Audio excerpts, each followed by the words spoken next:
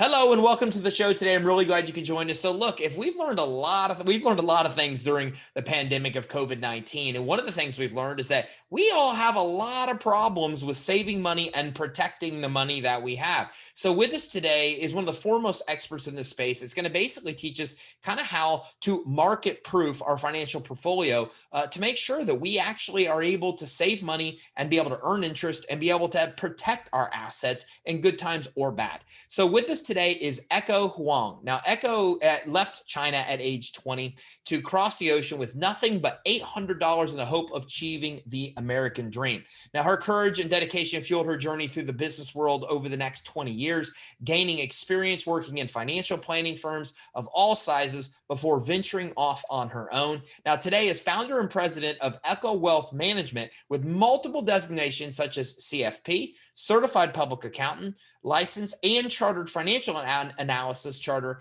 Echo helps the country's top executives and entrepreneurs take the complexity out of their finances, giving them the confidence to follow their dreams and achieve their goals. Echo, thanks for joining us today.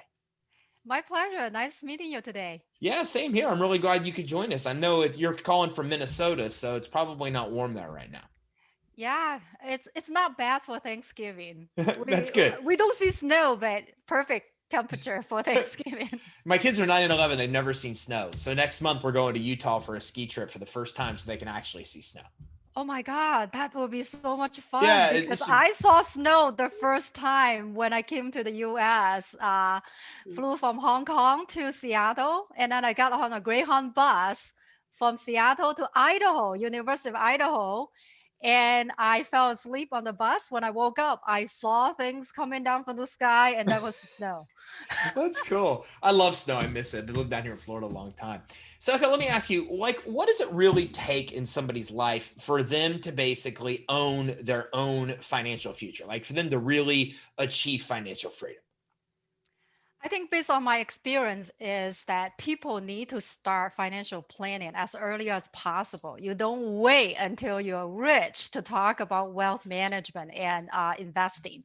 And I think, of course, we always want people to think the mindset is really important.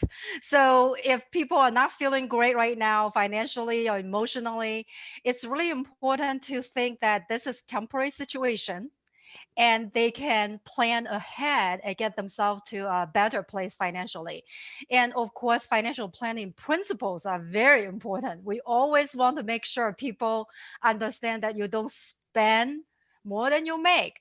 So it's good to have tools to help them to start from budgeting, and so they have consistent pattern, like saving pattern for the future, so they don't spend it all or get into very huge debt that they will have hard time to climb out of, debt. And also knowing how investing works will be very helpful, because saving alone is not enough to help people achieve their goals, either sending kids to college or someday they retire. So I think for most people I work with, even for people with money, it's still important to understand the basic principle, understanding cash flow and investing so that they can invest wisely. I want to definitely stress the importance of understanding cash flow. I think as a business owner myself and you, cash flow is pretty much everything, right? So for people start a new venture as an entrepreneur, you don't want to run out of cash. You need to line of credit, and also monitor short-term cash flow very closely. I think on the personal wealth management side, we want people to think about having a budget to monitor, have systematic saving, also project the cash flow inflow and outflows into at least 5 years in advance. Because for a lot of people, when they become emotional and they make emotional mistakes in investing, buy high and sell low, they sell when the market crash and then they get back in when everything seems rosy. I think largely because they don't understand that the stock investing is for the long term. You're not betting on stock market for the next month, next day, or next year performance. If you have enough cash to plan to pay expenses for the next 5 years, for example, you do not have to be forced to sell the stocks at temporary losses. So you can kind of wait for the stock market to recover. So I want people to think about combining everything together, the basic principle of budgeting, a healthy saving habit, and monitoring cash flow very carefully, and of course make adjustments as needed. Nothing is going to happen exactly like how we have planned. And investing takes patience and discipline. So of course, for people who are not confident about doing this themselves, they should always consult experts. So, what are some of the mistakes that people make in this process? Is it not budgeting? Is it not projecting properly what they think their expenses will be? Is it starting too late in life? What are some of the most common mistakes you see with people trying to reach their financial goals? There are a few mistakes I see very common when people come to me. I think the first one is they are not very organized about their finances. And so it's difficult to make any decisions when they don't. If you ask the question, how much did you save last year? What is your net worth today? Sometimes people don't even have that answer. So first, get organized, knowing exactly what all the assets and minus the liabilities, the debt, and equals the net worth. And then the second thing I think people need to know is have a plan. I think people actually don't actually do a written financial plan. When I say written financial plan is even though it can be very simple, such as start with the budgeting, but you actually have to do it and put it on paper or software. And then you actually need to track your expenses going forward and review. So I think when people don't make any plans, they will fail, right? And the third one I see very common mistake people make is misperception about stock investing or bond investing because they don't have enough knowledge about investments. So they may not understand their own risk tolerance. When we say each person feels differently, right? Some people are risk takers. Some people simply just can't see money like losing 10% or 5%. So they need to understand their own risk tolerance and also understand each investing investment can the strategy can be created based on their time horizon and their willingness to tolerate losses. The loss tolerance, in my opinion, is not about how much you're willing to lose, is about how much money at the variation in terms of portfolio variation of the loss you can tolerate and still stick with that strategy. Let me give you one example. For someone saving for retirement, that's 25 years down the road. If they are able to tolerate that 25% drop, for example, we happened this year, right, in the spring, it they that they can continue investing and stick with that strategy and the market can rebound so they can at least earn the market rate of return. But for people who don't understand how much risk they can tolerate and they are not expecting seeing the loss like what we have seen this year, they may get out exactly the wrong time, get out of the stock market. So I think some people, they misunderstand their own portfolio's risk. That is a very big disaster when it comes to retirement saving and investing. And they may make the wrong decision at the wrong time, and then they miss out the return. I think another mistake people make is for some people, if they're overconfident, they think they can time the market perfectly and they say, well, everything sounds really bad this spring pandemic, we have no cure right now, I just feel more comfortable just park my money in my savings account earning 0.5%, and then when I feel good I will go back. So I think some people are overly confident about their ability to predict the smart stock market return, and they probably have learned a great lesson this year. So I think most people, I would suggest, uh, in order to overcome those mistakes, it's really important to have a financial plan that can project their cash flow and test their risk tolerance level. Each person is different. The willingness to take risk is different. By looking at the required rate of return to achieve their financial goals in the financial plan, we can see their capacity to take a risk. If those two are not the same, it's really important to have the expert to come up with a target risk for that person when the portfolio is designed to include different stocks, bonds, real estate, and cash. And of course, financial planning is not just about investing. We also want to make sure some people come to me, they don't have proper life insurance, disability insurance, health insurance. And as you can imagine, during pandemic, it's extremely important to have, to manage the risk, right? Protecting your asset. And another common mistake I see is people don't have any estate plans. They do not have a will, financial power of attorney, or healthcare directives. And those are three very important legal documents, especially when we are still dealing with the pandemic. And it's important to have that. And for people who have more money as they have saved and grow their investment, tax planning and charitable giving are very important. Sometimes people don't do it right. That's where I come in and help people do, thinking more into the future and say, how can we save taxes? How can we help you fund your charitable goals? And college funding is also, some people do not know how to invest more tax efficiently to fund college goals. Hmm. A lot of things to think about. Insurance wise, what kind of insurance should everyone have? For me, it for the person, depend on the person, right? Because insurance is to protect what you already have.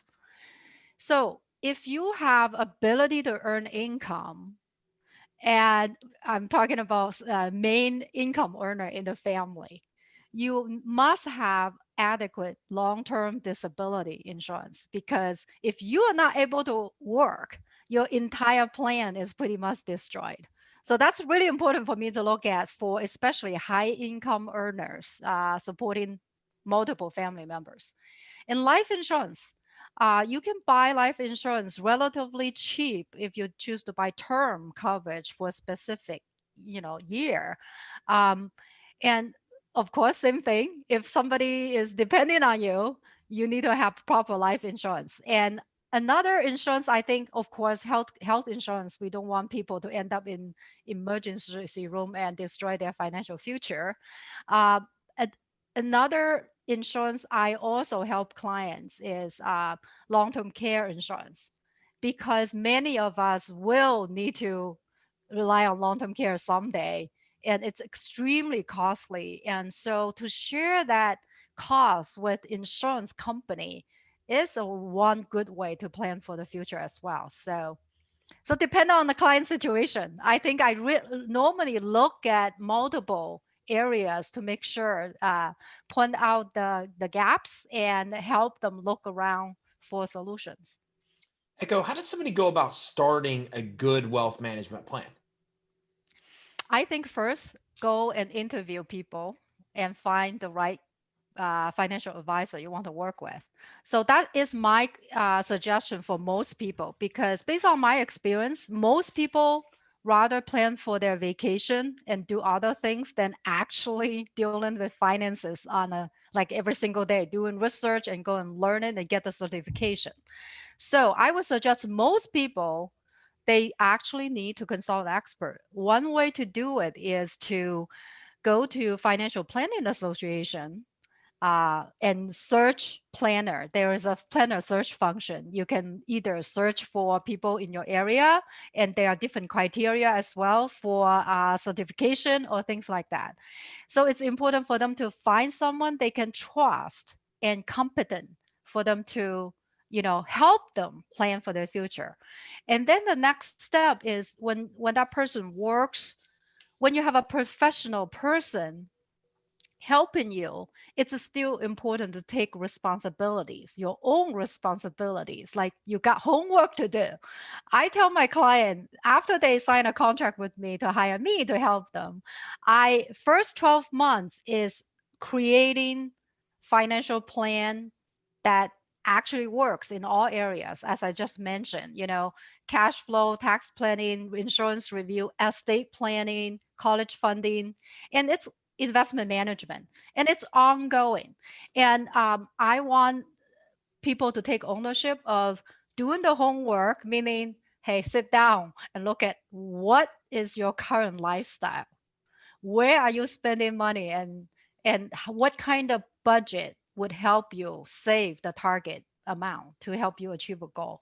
So that's important to figure out. And then the next thing is, by working with a financial advisor, you also will get education along the way.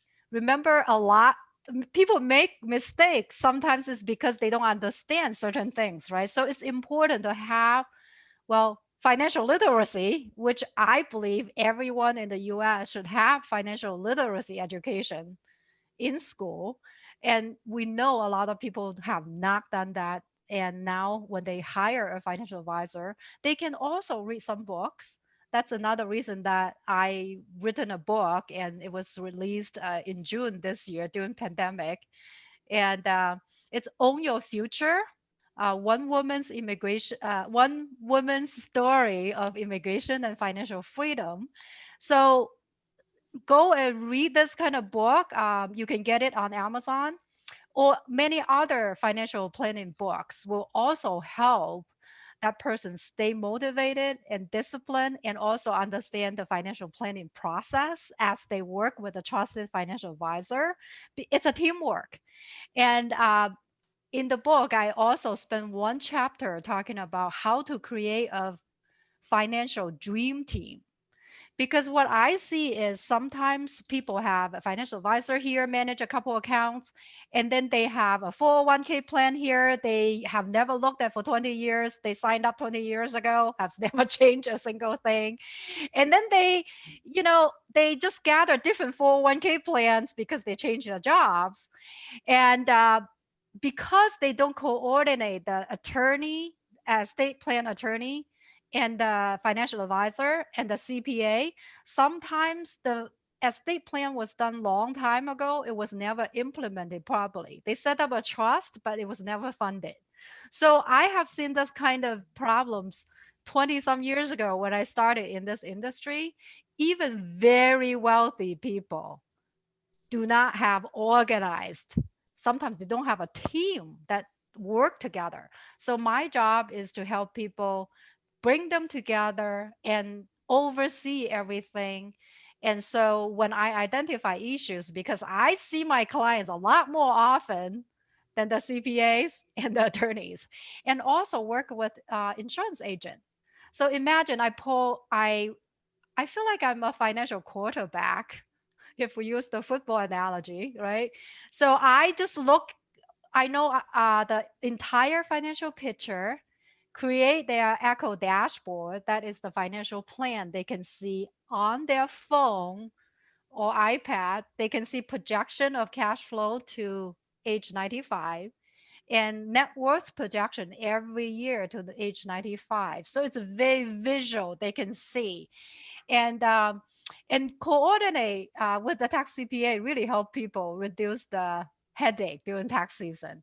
And I have insurance license, but I know a lot of financial advisor, if they don't have insurance license, they should they can just partner with credible independent insurance agencies to help their clients, so that their clients don't feel like they have to go to so many people in order to get something done. So I would definitely suggest people to consider hiring a trustworthy financial advisor who can coordinate the team to serve them. What about budgeting? I think that's one of the mistakes people make where they don't save enough money. So, what advice do you have for somebody on how to really set up a budget? I think for me, budgeting nowadays, you with different tools, it's easier. But of course, if people use pencil or Excel spreadsheet, they can also do that. I think most important principle is to pay yourself first. What that means is first you're gonna have your income at the top, but then for all the spending category, it's really important once you calculate, you need to save minimum. For most people, if they just get started, I would say do your best to save at least 10% of your income. Some people should save more. I mean, they earn more and they're able to save more. But for people, even though they don't make a lot, it's really good goal to start with the 10%. Okay.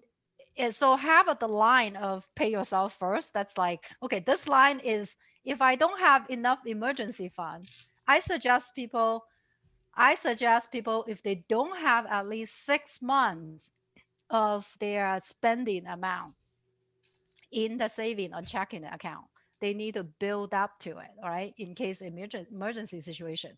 So if they have one line item, they can say, okay, I have this goal to save my get to my emergency fund goal each month. How much do I need to save to get there? That's a one pay yourself goal. And then the second is I have 401k matching. If I don't put in 6%, I'm not going to get that 6% for my employer. Well, why leave the money on the table? So then that person should put down 6% of the salary goes into 401k plan. That's the second item of the budget. And then, of course, other goals. And I also want people to separate the essential expenses versus discretionary expenses. When we talk about essential, it's like the bare bone budget. You just simply cannot cut. The housing, right? We know, uh, health insurance and food, minimum kind of food, not the elaborate kind of restaurant eating, right?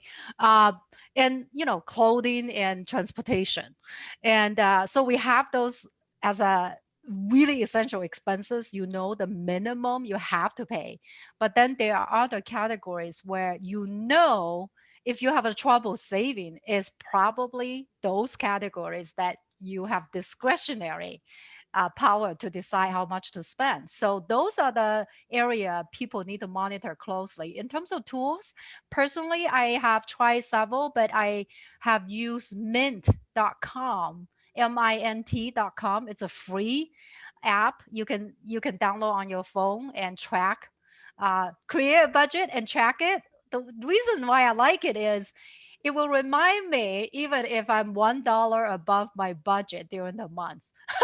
So for example, I overspent this month on even charitable giving, right? November. And I normally give more this month. I get a reminder. I get a reminder that I exceeded this monthly budget, but I look at it, I was like, okay, I don't do that every single month. Same thing with shoes or clothes. So I think people need to use the tools, start small, but be consistent and schedule a time to review it, either weekly or monthly. If you have a spouse, it's a good time to have that conversation and get working to save for your future. One more tip about budgeting and saving: do your best to make your savings systematic, because people have too many decisions to make every day. If you have to make decision today how much you're going to save, that's just another thing you may not get to. So what I think is, go ahead. That's why the payroll deduction is so convenient, right? Because it's automatic out of your paycheck. So you're saving that, you don't even feel it. Another thing is, if you need to save automatically yourself, just set up a monthly transfer out of your checking to a savings account. That works really well because it's in another account and you are not going to touch it until it's emergency. And that would also help you save more. And when people will ask me, how can I save even more than 10%? And I'm like, just increase the amount of the automatic saving. Treat it like a paying a mortgage. If you pay mortgage at the first of the month, maybe make that very big saving out of your checking on the 15th of the month. So in your brain, you're kind of thinking about, okay, this is for my housing, but then my next paycheck comes, a big chunk goes to saving for my future, either retirement or college funding or your next home. Echo, what do you think makes a good financial portfolio? A good financial portfolio needs to be customized based on that person's situation. And as I mentioned, the proportion in the stock market, bond market, real estate, and cash, that can all be changed, right? So proportion that can be designed based on the target risk level. And professionals have tools to show what kind of risk level, if you go through a recession or market crash, what how much temporary losses it could happen over 6 months, and we have the tool to illustrate to show client. So it's important for client to see multiple portfolio from conservative to aggressive, and let them understand why this person needs to choose this level of risk in order to achieve the required rate of return. If they're being conservative, it's not going to earn more than 3%. That's barely outpacing inflation. That may not be appropriate portfolio for that person's long-term retirement portfolio, but it can be designed for that person for short-term, intermediate term, with more liquid and not as aggressive investment. So the principle is diversify globally. In my opinion, I because US stock market is 58% of the entire world, emerging market is getting bigger and bigger. So I understand people have home buyers feeling more secure with US companies, but I want to people to know missing out the 42% of the stock market globally, y- that portfolio may not be an ideal portfolio for the next 20 years. So I really want people to think about diversification in a way that your investment in a portfolio should behave differently. They don't go up and down at the same time. That's why you put them together to reduce the volatility. So it's important to incorporate the basic stocks, large US stock, company, small size, mid size, and overseas. I have developed country, emerging market, bonds, different type of bonds based on maturity date and investment grade.